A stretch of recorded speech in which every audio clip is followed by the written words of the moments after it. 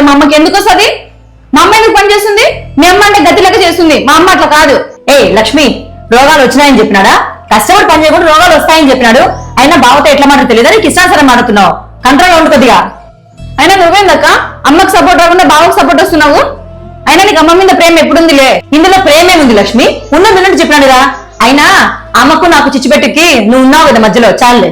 మహిత వదిలేసాయి కదా, లక్ష్మి గురించి తెలిసిందే కదా. ఏం తెలుసు బాబు నా గురించి నీకు? తెలిసిందేదో వదిలేసి అంటున్నావు. అయినా మేము అక్క చెల్లెము కొట్లాడతాము, ఒకటైతాము. నీకెందుకు మధ్యలో? సైలెంట్ ఉండు. ఏ లక్ష్మి, బావకేంది నీ గురించి ఊరంతా తెలుసు, నీ నోటికి అందరూ భయపడతారని. నాకు నువ్వెంతో మా ఆయన కూడా అంతే. చెప్పాలంటే నీకంటే మా ఆయనే ఎక్కువ. ఇష్టానుసారం మాట్లాడంటే మూతి పగలగొడతా నీకు చెప్తున్నా.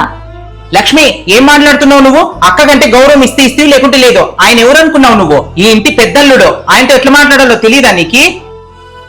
అయినా నువ్వేంటి బావ నాకొచ్చి అరుస్తున్నావు? అమ్మ గురించి వాళ్ళు ఎలా మాట్లాడుతున్నావు తెలుసా నీకు? అయినా మీలాంటి వాళ్ళతో మాట్లాడము నాట్ టైం వేస్ట్. చిచి.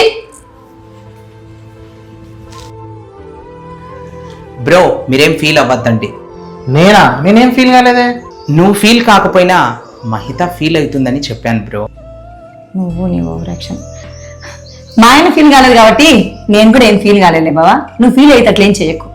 దీన్ని ఎంత ఇంప్రెస్ చేయాలన్నా ఇంప్రెస్సే కాదు, దీని పొగురు ఎట్లా అంచాలో నాకు తెలుసులే.